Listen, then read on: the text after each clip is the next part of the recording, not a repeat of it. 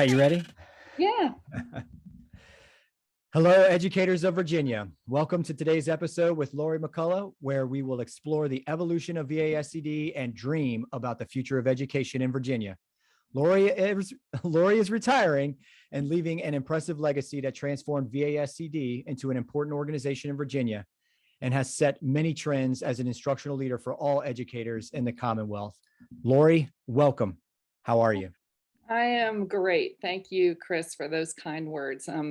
VASCD's evolution has been a product of a whole lot of teams working together. I can't take credit for it, but I do appreciate your kind words. Thank you. Nice to be here with you. I'm usually on the other side of this desk, so this is great. Well, there's a lot to say about VASCD and its transformation, but when I asked you how you are, I meant it.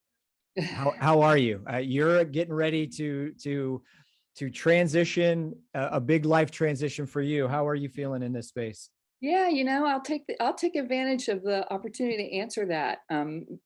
Although this podcast is not about me, I won't answer that question. I'm confused. And I was actually thinking earlier this morning, this is my 46th year in education, and that's a Wow. really, really long time, like half a century. And it is a huge transition. I am sure that other people who have recently retired or thinking about retirement probably have these same kinds of questions and feelings. I do think it is a huge life transition. The question I was asking myself this morning was, is this as big as becoming a parent? And is this as big as getting married? Like, I almost think it is, because you have to figure out how you're going to be and who you're going to be in this life that you've never had before. And so it's it's this collision of conflicting emotions at the same time. It's sad and happy. It's like relief and anxiety. It's it's elation and depression all smashing together at the same time. But in short, I'm fine. Thank you. No, that's great. And I can't imagine, and I'm sure for you, as it is for many educators, we tie so much of our identity to what we're doing, our profession, because it is all consuming and because we are all in. And so if you're tying yourself to the identity of your profession or what you're doing at that moment in terms of who you are, you've got to define a whole new identity for yourself. Yeah, absolutely. Absolutely. I'm trying to figure out what that's going to be. We'll see. Well, I just I never want to miss the opportunity to just say thank you for everything that you've done to advance everything in Virginia in terms of education. I know coming up through the ranks, I didn't meet you until you were the executive director of VASCD, but you captivated me immediately. I've looked up to you for 5 years now. I've admired you. You've become a great friend, a mentor, a confidant. And I know that there are thousands of educators who can say probably the same thing as I'm saying to you now. So let me be one of many to just say, thank you, Laurie. All the love and appreciation for you. I appreciate you. Well, the feeling is mutual, and I'm just, one of the great things about this transition for me is feeling so confident and comfortable about VASCD being in your capable hands, and the ideas and the energy and the commitment that you bring to it. So the feeling's mutual, my friend. Thank you for inviting me to be part of this. Yes. So VASCD has taken on a new face. It has taken on a new level of responsibility for educators, a new level of influence for educators, and particularly within the realm of legislation, especially recently. A lot of that can be attributed to you, and I know you'll deflect to the teams and the members of the board of directors and the members of VASCD. I'd love to get your perspective on what that evolution has been. What is VASCD now that it wasn't in the past? If you can just tell us a little bit about that evolution and its importance for educators across Virginia. Sure. Well, I would say, ASCD has affiliates in almost all of the 50 states, as well as some in other countries. And so we are one of, I think, about 70 affiliates. And they're all very, very different.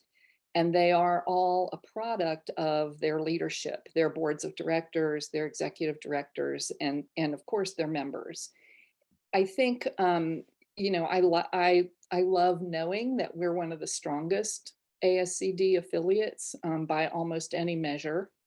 And I think that that is a result of the fact that we have consistently had leadership among our board of directors and executive directors, a whole string of them, as of which I'm proud to be a part, that have really continued to push, to increase our footprint, our influence in Virginia. So I would say that, we started out really in the 50s. We've had an affiliate in Virginia since the early 50s.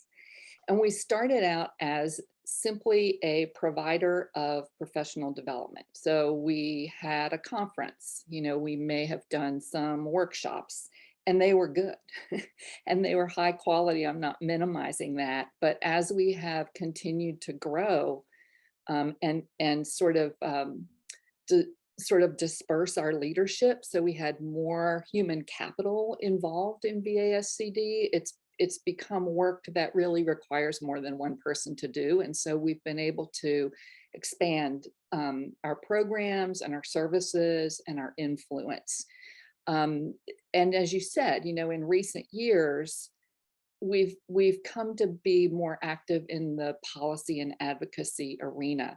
It's really important for us and for our members, to keep in mind that we're a nonpartisan organization. We're a nonprofit. We're nonpartisan. We are apolitical.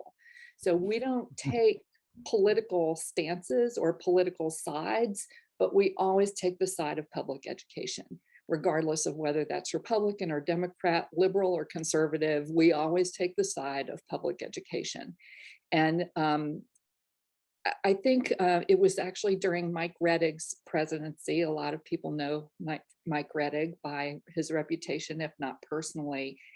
During the time that he was president of VASCD, we made a very conscious decision that policy and advocacy was going to be part of what we do. And it's based on the idea that legislators, are well-intended. Policymakers want to do right for kids, but they don't always have the information and background that they need. And so our approach to policy has become one of educating policymakers who sometimes make decisions without being fully informed. And so, so that's become a real area of focus for us. It's something that only educators can do. Policymakers need us. They need the resources we have. They need the wisdom and the background information that we have. And, when I was a teacher, and even in my early years as a principal, I was like, don't get me involved in politics. I don't want to be, that's not me. I just want to be here with my kids and do my job. I don't want to get involved in politics. What I have learned is that we are the only people who can help legislators understand how education works. Yeah. And so if we choose not to become involved, then we probably shouldn't complain about the results too much, because we haven't given those policymakers the resources they need to make good decisions. So I'm proud that we've gone in this direction. And I will just wrap up by kind of saying, we've gone from, we're always responding to stuff that happens as if we had no opportunity to influence. And then there was a period of several years when we said, oh, we want to be at the table. We're going to be at the table.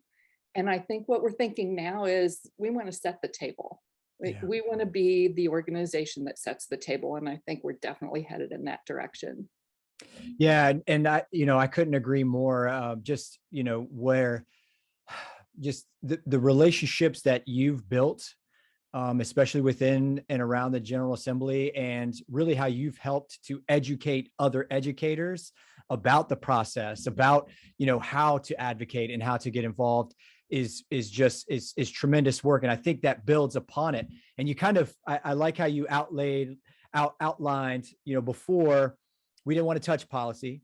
Then we wanted to be at the table so we could consider that 2.0. And now we're trying to set the table or even make our own table as a version of 3.0. So when you reflect back on your experiences and then just really think about, that shift from 1.0 to 2.0, and we talk about this new 3.0 version of VASCD as we evolve, what are some other things that you think are extremely important for our members to know about VASCD moving forward?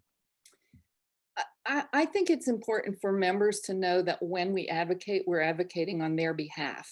And so making sure that they're informed and have opportunities for input, I think as we go along is really important.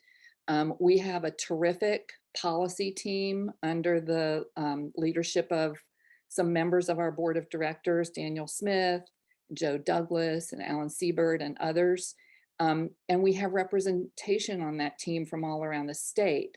But it's still important that we hear from members who have concerns. And because when we advocate, when we stand up in front of the education committee in the House or the Education and Health Committee in the Senate, and we represent VASCD, we want to be sure that we're doing that in a fair and balanced way that truly is aligned with the beliefs of our members.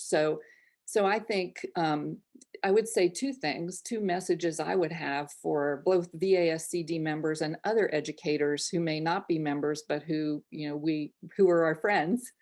It would be, first of all, familiarize yourself with the policy positions that are revised every year. And if you have feedback on those, let us know. Or if you think there's something really important that we're missing, let us know. And then, follow the work through the General Assembly. VASCD has a policy updates mailing list that you can easily get added to. So there's always information available, or connect with somebody that's on that policy team who can keep you updated, who maybe works in your school division or a neighboring school division. There is never too much input. There are never too many voices.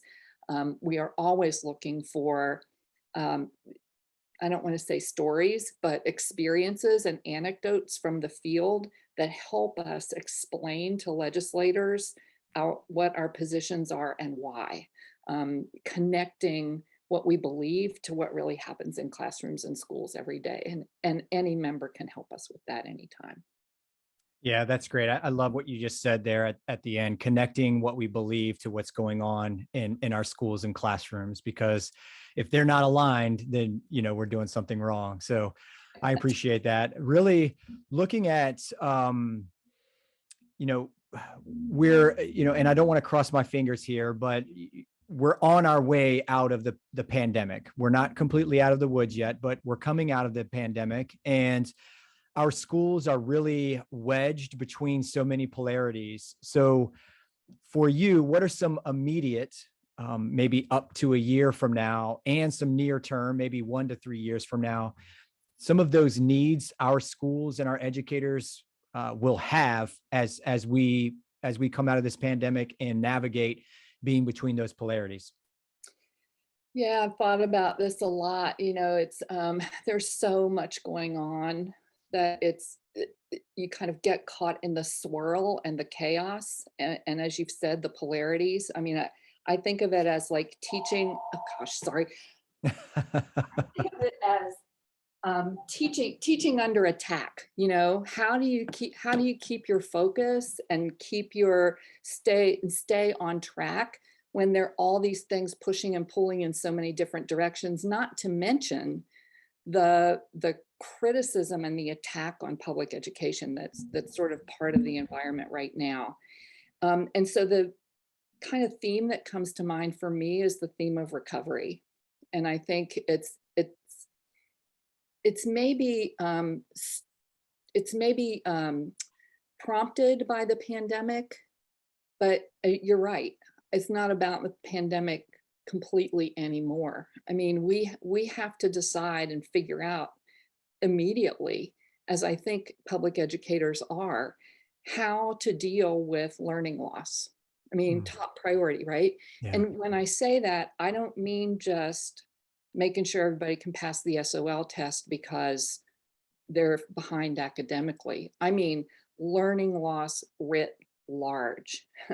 Any teacher, I think, could tell you right now that they have students in their classrooms of all ages who, having kind of missed out on the regularity of school for so long, have not only suffered academically, but they've forgotten how to do school in many ways.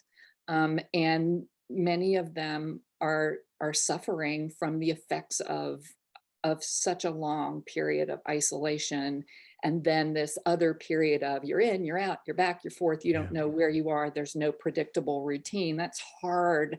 That's hard for teachers, but it's especially hard for children. Yeah. And so how we've been saying this for a long time, but it's kind of been rhetorical in the past, is like, there will be a new normal, we said, and we're not going back to school the old way. We're going to have this redefined, reinvented, even better, brighter future of what school is going to be. Well, here we are, folks, we got to figure out how we operationalize that right now. And I think the danger is that because everyone is so tired and everyone is so stressed, and I think the sort of political climate has added fear onto that pile of emotions, that the default might be, let me just do what I'm comfortable with, like I used to do in the old pre-pandemic days, and let me Yeah. just hunker down and kind of get through this and hope things get better. I can understand that. I also understand why many educators are leaving. It's a lot. I mean, it's a lot. I'm not experiencing it so much, and I even think it's a lot. But even though it's a lot, I think we need to think about learning loss broadly. It has academic components, it has social emotional components, it has school organization components, it has adult learning components, and try to get ourselves into a pattern of schooling that helps us use the lessons we learned in the past 2 years to actually build systems and classroom environments and academic interventions that are what we need now, not what we would have needed 5 years ago if this had happened. So that's one thing I would say is just addressing learning loss is so immediate and so right now. And the second thing I would say is, let's not lose our focus on equity. I bring that up because it's been an area of interest for me and for VASCD and for the state. And I think as we look at the next year, there's going to be lots of debate about that. There's already been lots of debate about that. It's not going to be a word that we hear much coming from the state level anymore. And I think there's going to be, I think if we just decided to sort of go with the flow and get comfortable, that this issue of equity could be misinterpreted as another trend that kind of came and went Yeah. with the political changes. And so I would encourage educators to not get swept up in that, but to go back to like what you know, what you know and what you believe, and using your common sense, and to realize that the way we have always defined equity, we being public educators, is kids walk into our classroom and they're all different. They come from different backgrounds and they have different needs, and those needs change every day. And if we're going to serve them well, we have to recognize and work to understand those differences so that we can meet those various needs. I can't think of anyone who would disagree with that. But that's what's at the root of equity. And so as we hear these arguments swirling around, I think something that we can do immediately is remind ourselves that regardless of what happens in the tall office building in Richmond, and regardless of what happens in the state capitol, and regardless of what happens at our local school board meetings, those things are distracting. Those arguments are distracting, and they are, they can cause anxiety and fear. But remember what equity really is. And let's do that. Yeah. Let's just stay focused on doing that because we know that is right. Yeah. Laurie, you just unpacked so much there that I would, oh my gosh, I would love to spend more time talking about and really just ask you to say more about this and say more about that. But I think what I would ask really as a follow-up, because you just in a time where there's a great sense of urgency already, you just created a great sense of urgency by really just synthesizing, here are all the things. These are the two things we need to focus on.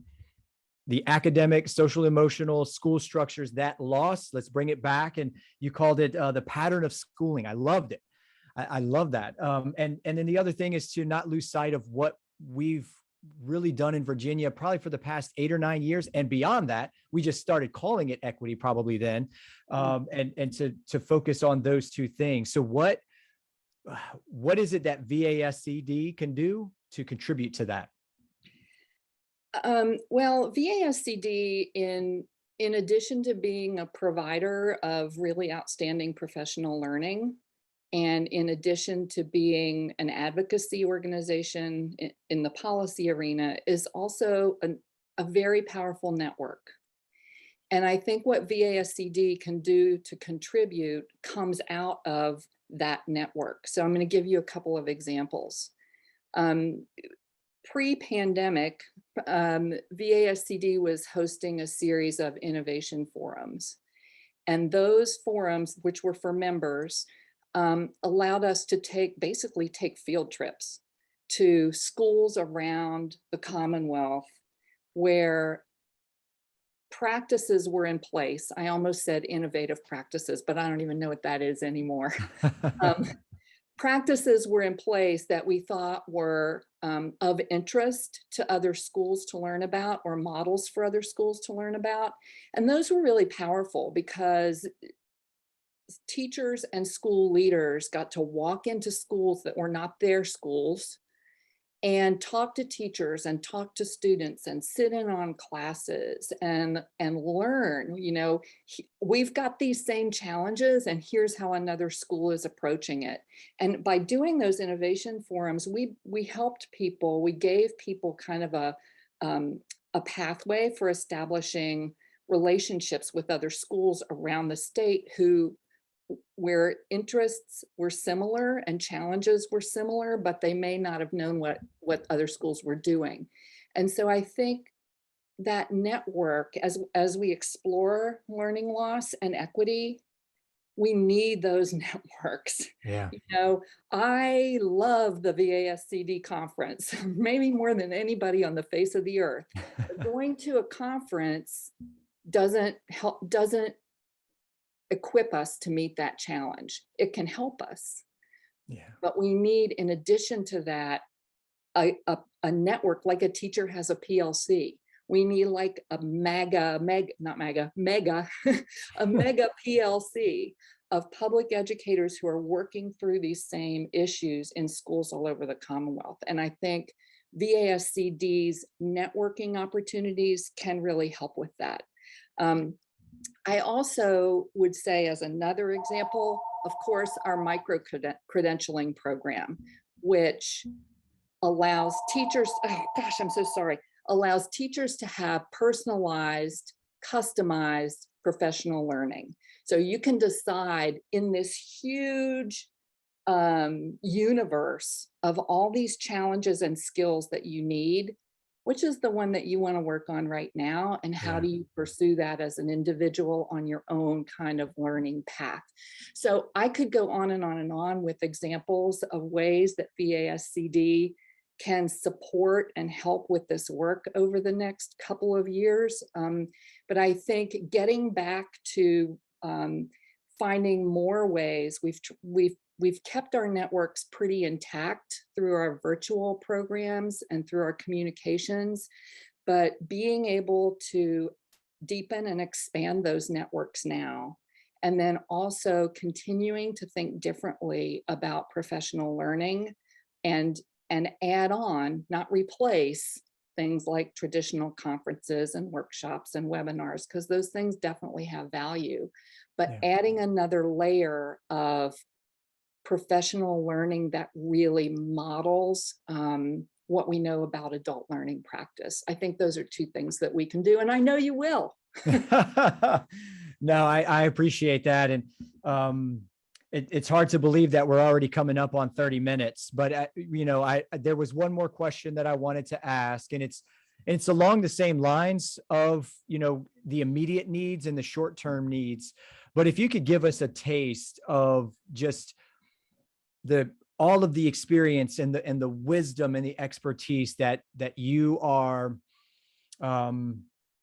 taking away with you, but that you've left with so many, just maybe a quick nugget or two about a little bit longer term needs for education, maybe 5, maybe 7, maybe beyond 5 to 7 years, that you think is where we are headed in education, specifically in Virginia.